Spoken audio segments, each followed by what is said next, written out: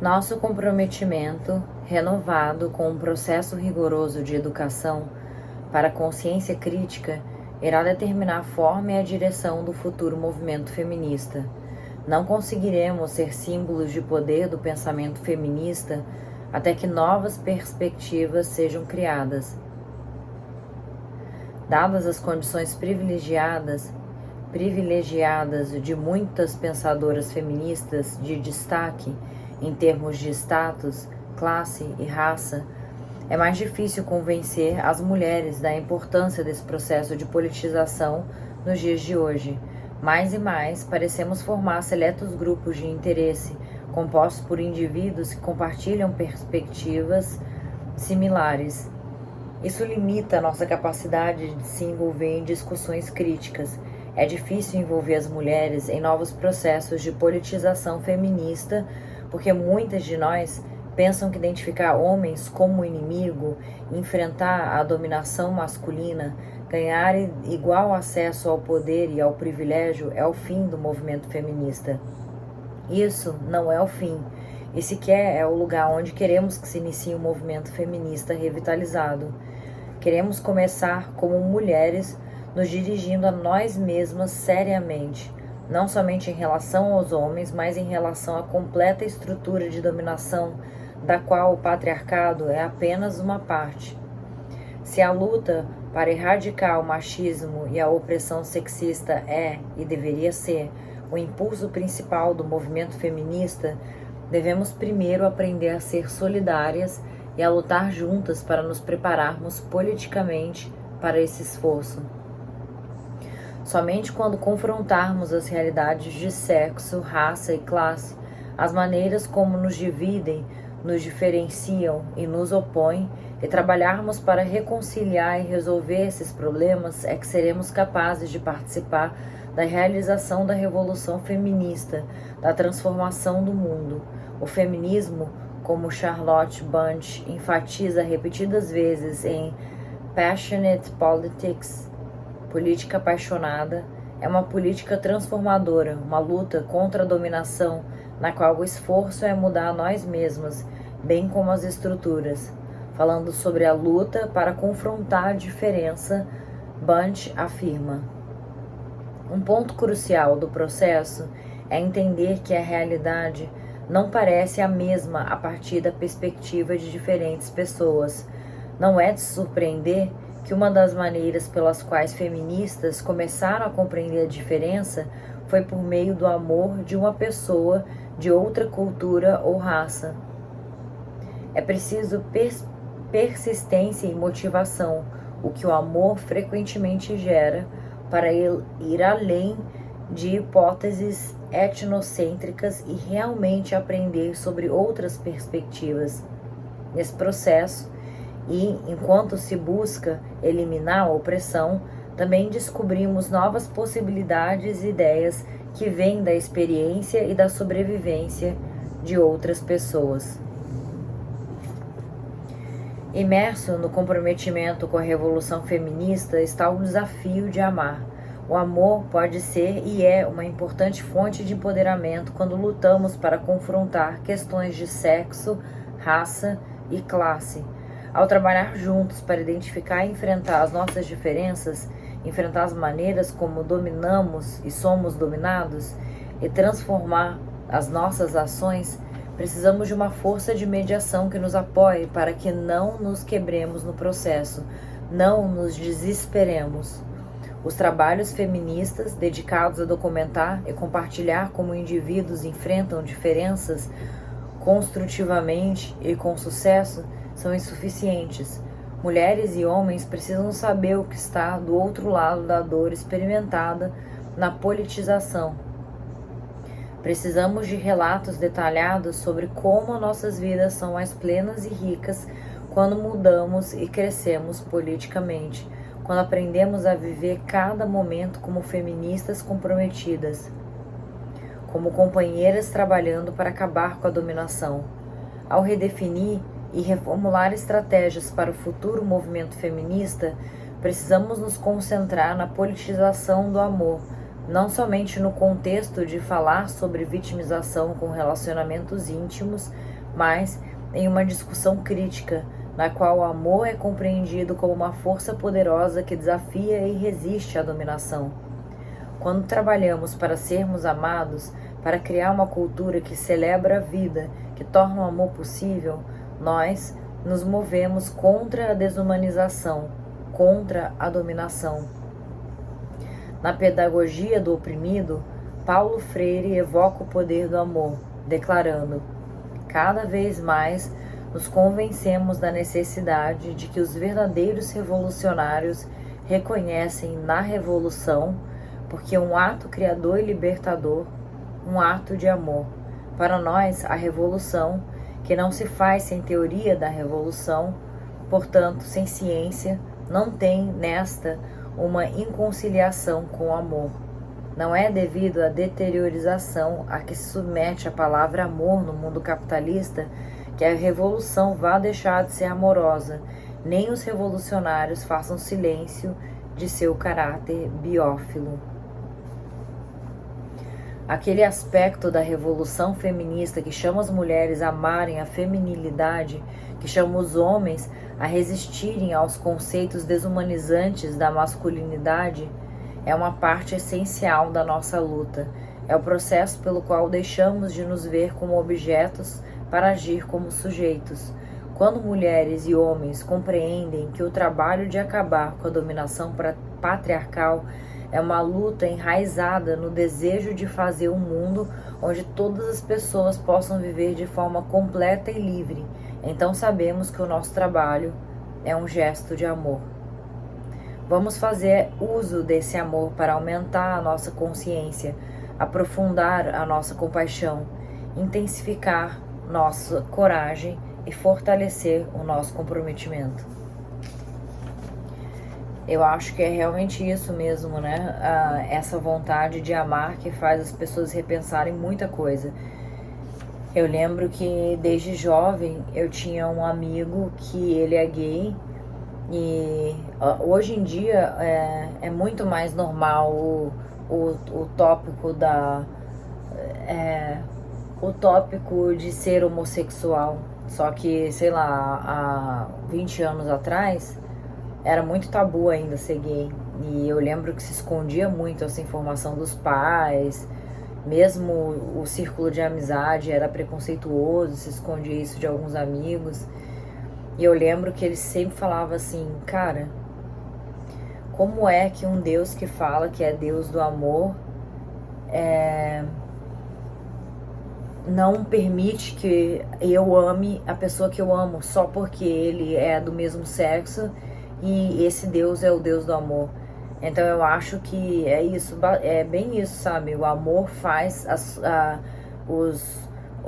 cultura ser repensada, os preconceitos serem repensados, o racismo ser repensado, a classe ser repensada, porque quando uma pessoa toda de classe fina se apaixona por uma pessoa de classe inferior, e aí? Tem que se respeitar esse distanciamento das classes para manter a riqueza só ali naquela sua hierarquia?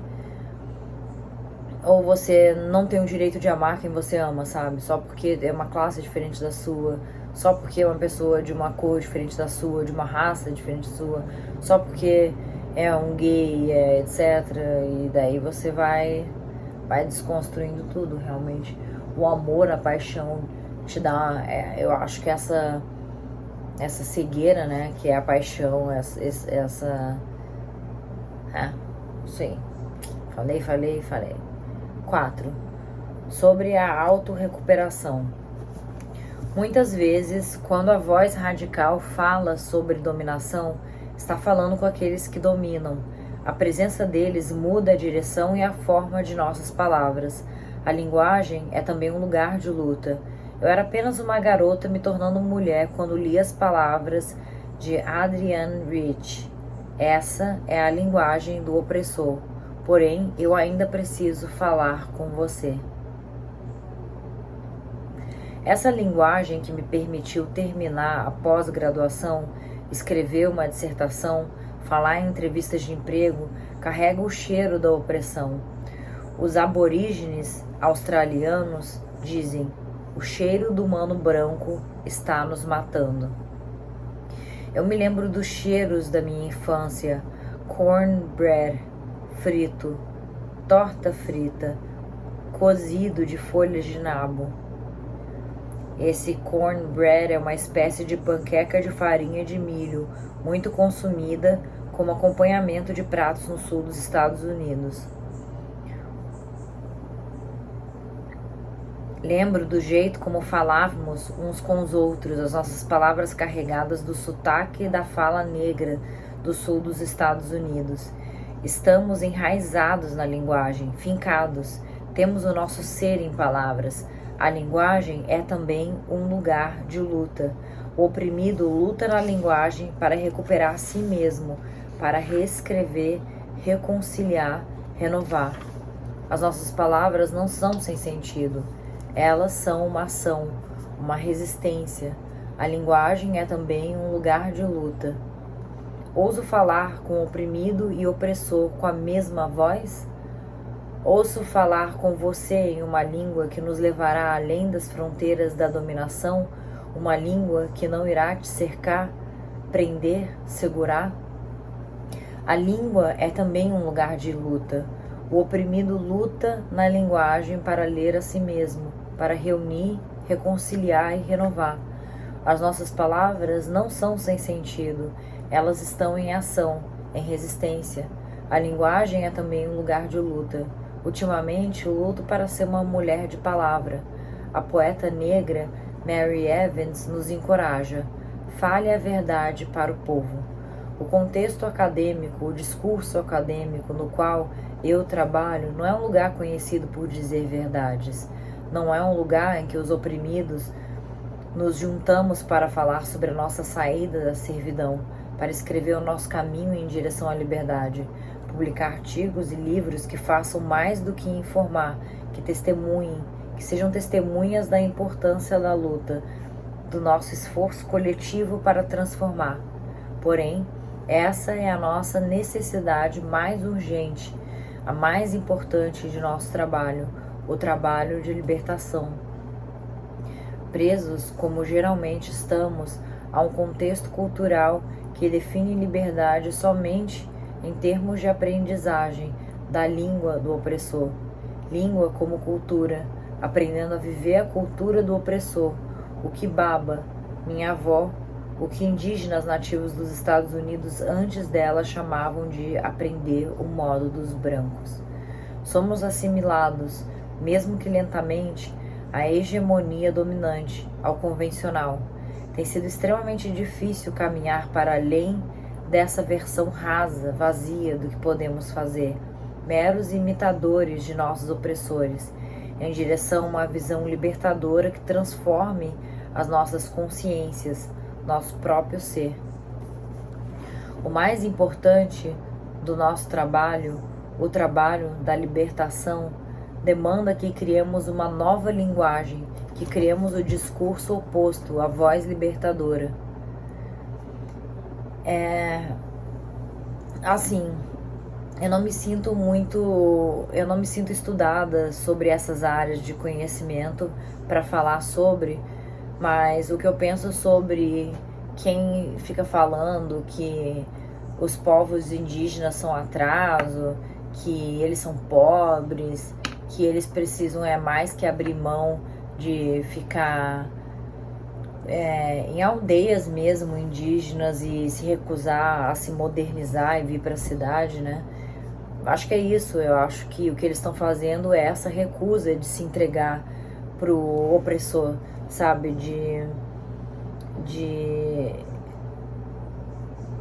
Essa recusa de ser raso, de ser vazio, de abrir mão da sua linguagem, de ceder à civilização. Eu acho que eles estão sendo fortes mesmo. Não é quem disse que eles são obrigados a se tornar os opressores deles, sabe? De aderir à cidade, de aderir à riqueza, a bens. Eles gostam dessa vida nessa vida de ter ali o que eles precisam para sobreviver, o alimento, a casinha deles. E é isso, a plenitude deles é tirar as energias deles da natureza, apreciar a natureza. E tem muita gente que olha eles para baixo, né? Porque eles não querem luxo, eles querem aquela situação mais simples mesmo. E é isso. Acho que o ato deles de continuar da forma deles de ver a vida é um ato de coragem, é uma luta, né, contra os opressores. Fundamentalmente, a pessoa oprimida que se move de objeto para sujeito fala com a gente de um jeito novo. Esse discurso, essa voz libertadora só emerge quando o oprimido experimenta a autorrecuperação. Paulo Freire afirma, na Pedagogia do Oprimido, não podem comparecer à luta como quase coisas para depois ser homens. O ato de se tornar sujeito é ainda outra maneira de falar do processo de autorrecuperação.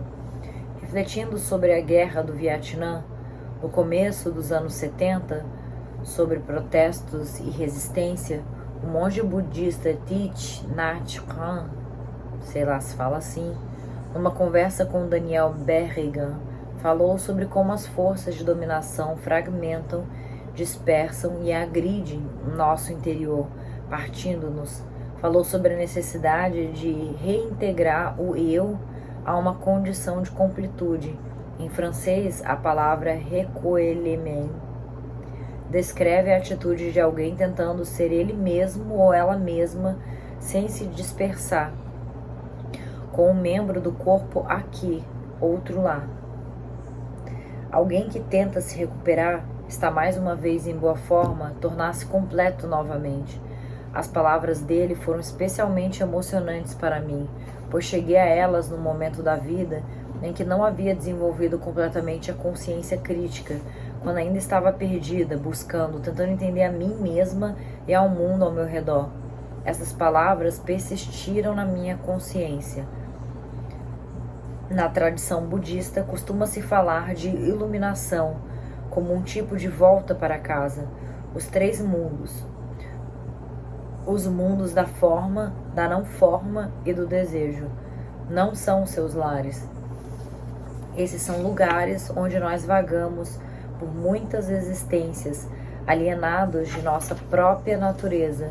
Então, a iluminação é a maneira de voltar, e fala-se sobre os esforços para voltar, descritos em termos de recuperação de si, da própria integridade. As palavras de Nhat Hanh introduziram na minha consciência a ideia de autorrecuperação. Mesmo falando de um assunto político, o protesto anti-guerra, ele fala sobre autorrecuperação em termos espirituais, o que também tem um profundo significado para mim.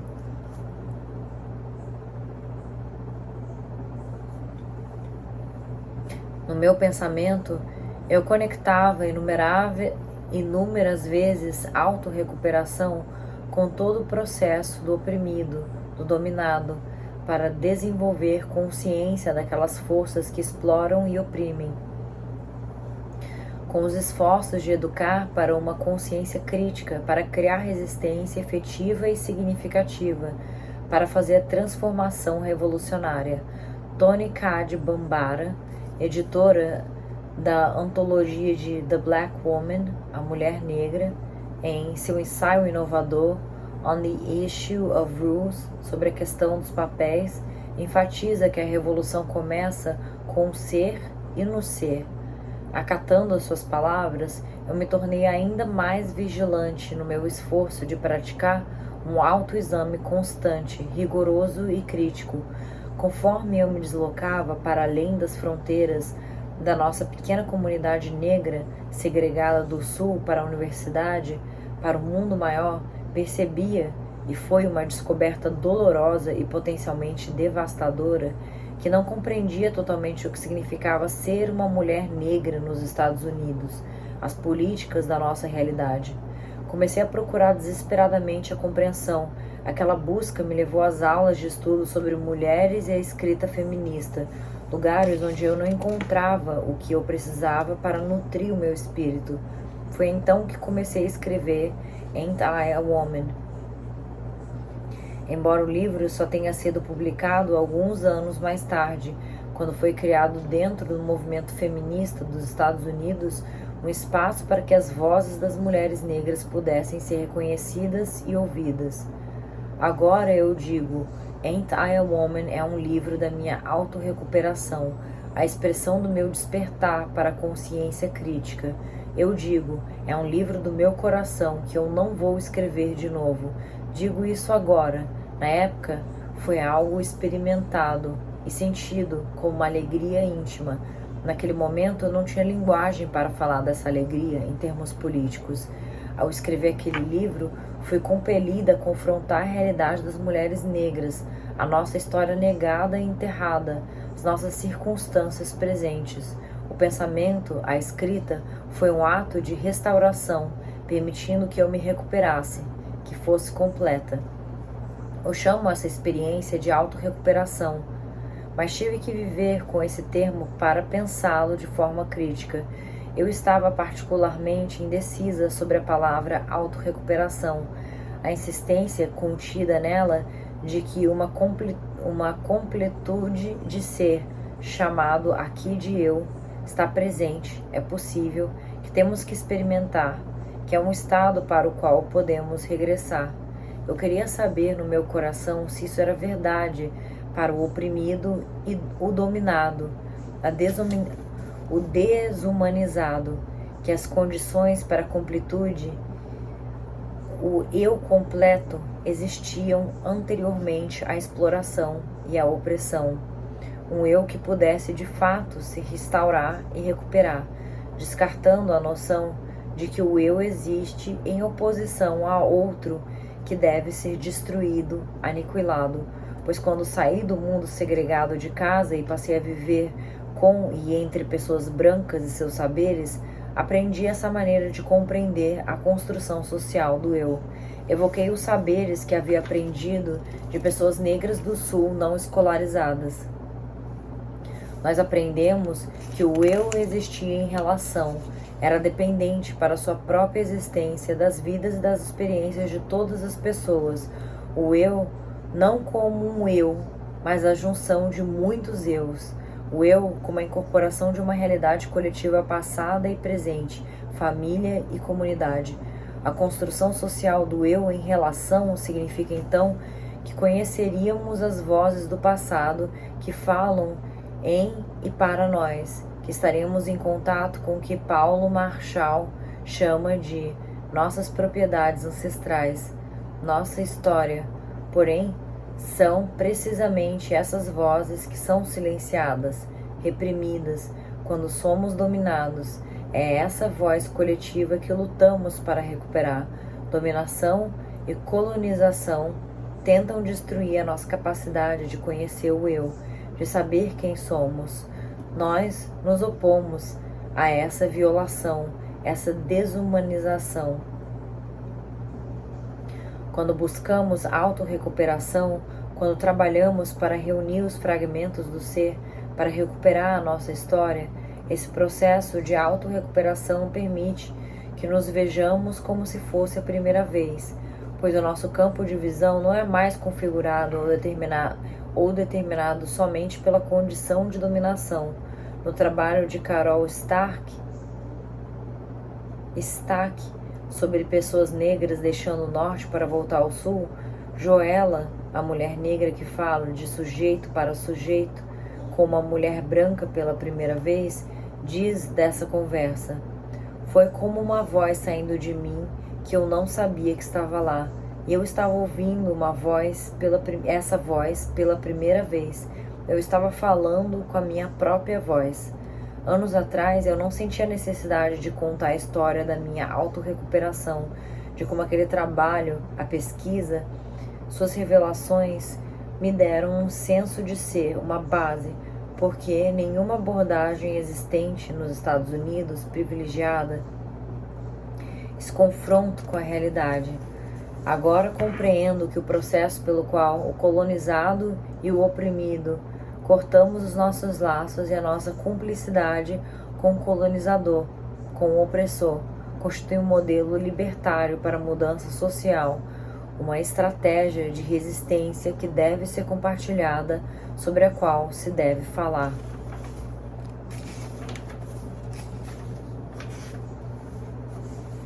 Dentro dos movimentos radicais políticos nos Estados Unidos, esse processo de autorrecuperação, de educação para a consciência crítica, permanece de muitas maneiras como um processo não reconhecido.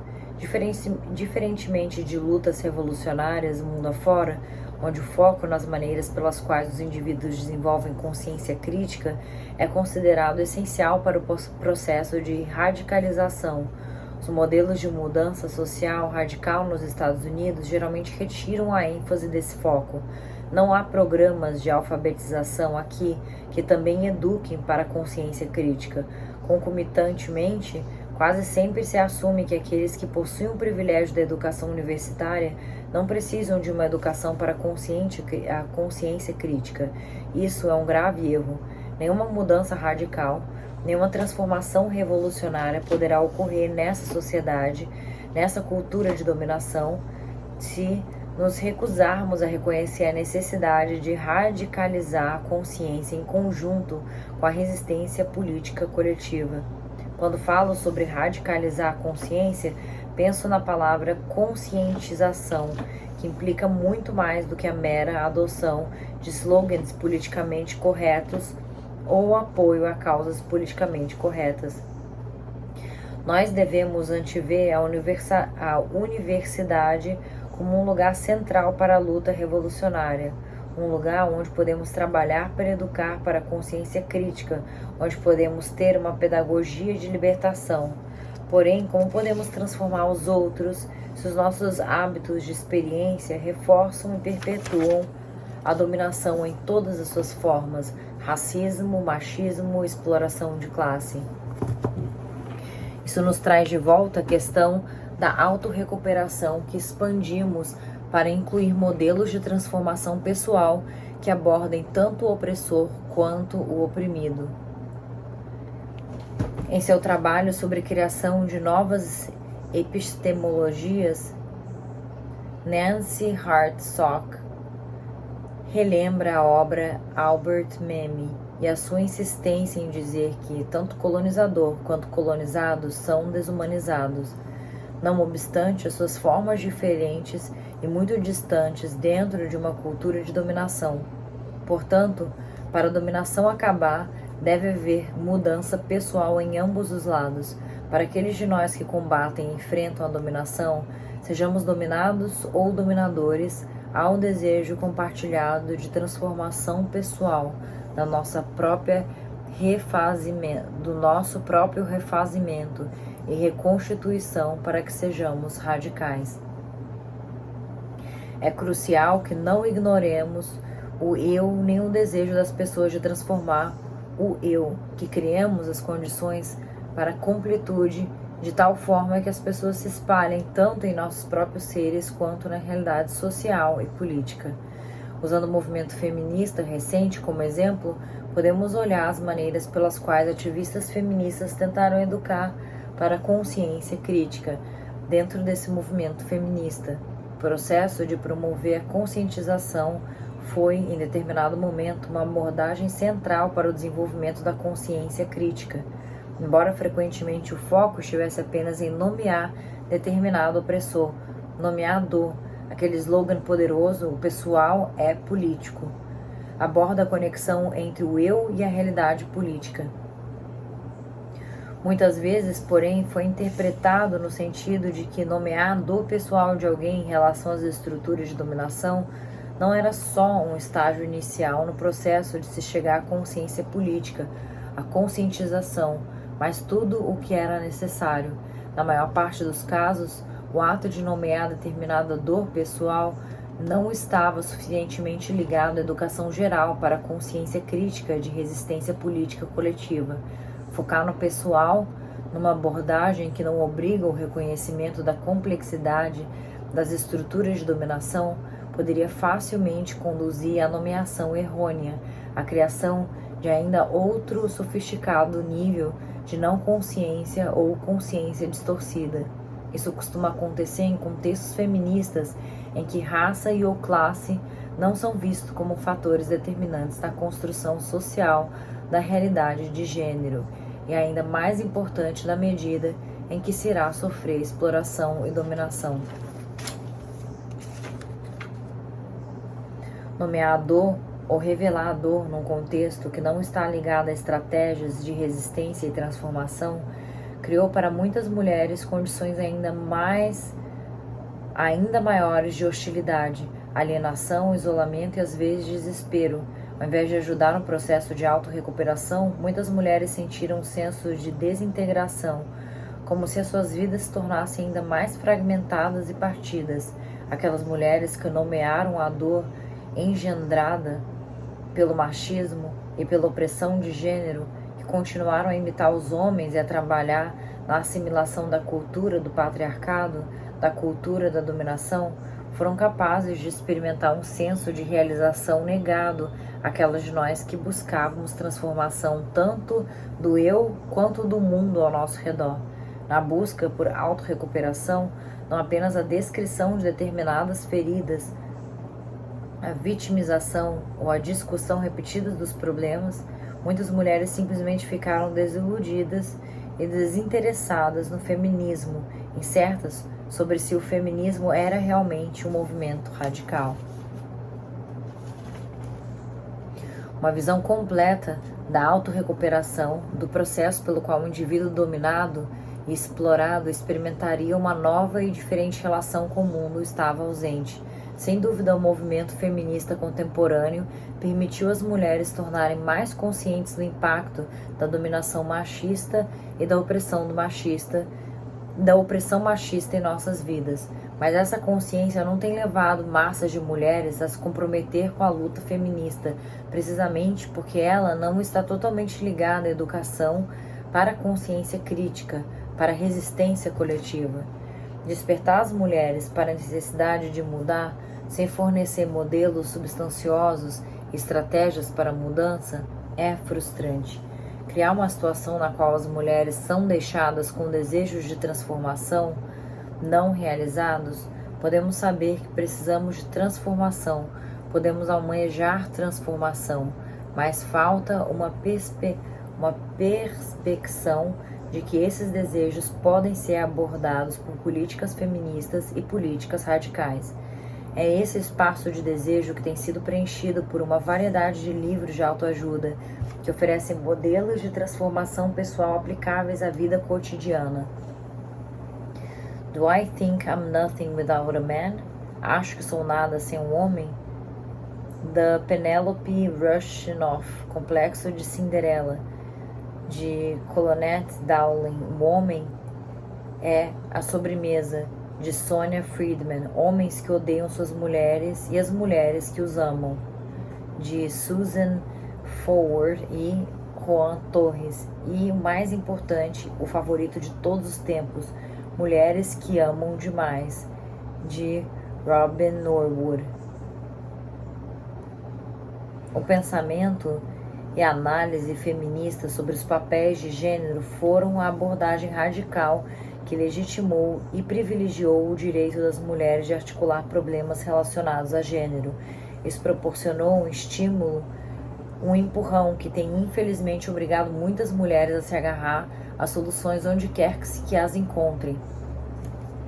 Ironicamente, esses mesmos livros que alegam oferecer modelo de autorrecuperação que o trabalho feminista não oferece, atrasam e enfraquecem o crescimento da consciência política das mulheres e o progresso do movimento feminista. Nos tais livros de autoajuda para mulheres, patriarcado e dominação masculina raramente são identificados como forças que conduzem à opressão, à exploração e à dominação das mulheres. Ao invés disso, sugere-se que os relacionamentos individuais entre homens e mulheres podem ser modificados exclusivamente pelas mulheres ao fazerem as escolhas certas, no seu próprio cerne. Muitos desses livros demonstram ódio pelas mulheres. Todos eles postulam uma visão do mundo segundo a qual as mulheres só podem ser libertas se fizerem as escolhas certas. Isso é especialmente verdade para mulheres que amam demais, de Robin Norwood. É uma obra singular, uma vez que é lida por massas de mulheres de raças, classes e preferências sexuais de todos os tipos. O livro de Norwood é atraente precisamente porque aborda o desejo por autorrecuperação de uma maneira essencial. Ela usa essa frase não num sentido político radical, mas da forma como é utilizada em círculos de saúde mental para identificar indivíduos que trabalham para lidar com vários vícios. Ela fala da dor e da angústia que muitas mulheres sentem em relacionamentos pessoais, particularmente a dor que mulheres heterossexuais sentem em relacionamentos com homens. Porém, não reconhece de nenhum modo as realidades políticas, a opressão e a dominação das mulheres. Palavras como dominação masculina, feminismo ou libertação das mulheres nunca são usadas. Embora ela consiga compartilhar com as leitoras que o marido dela realiza as tarefas domésticas enquanto ela escreve, ela o faz como se todos os homens, em especial os homens certos, automaticamente assumissem tais tarefas, cuidando dos filhos, enquanto as mulheres desempenham um trabalho criativo. Assim como o trabalho de Nancy Hartsock nos incentiva a questionar por que somos solicitadas a nos render à preocupação com o assunto neste momento histórico, quando as mulheres lutam para se deslocar da posição de objeto para o sujeito, devemos perguntar por que as mulheres são seduzidas por modelos de mudanças individual que implicam que nenhuma mudança tem que acontecer nas realidades políticas e sociais mais amplas. Devemos nos perguntar por que isso é tão atraente, por que as mulheres estão dispostas a voltar aos velhos padrões, às narrativas que sugerem que somos responsáveis pela dominação masculina. Como ativistas feministas, como teóricas feministas, devemos reconhecer o nosso fracasso em criar modelos adequados para a mudança radical na vida cotidiana que tem um sentido e importância para as massas de mulheres, até que, e a menos que, construamos tais modelos, o movimento feminista não terá um impacto revolucionário transformador sobre o eu e a sociedade.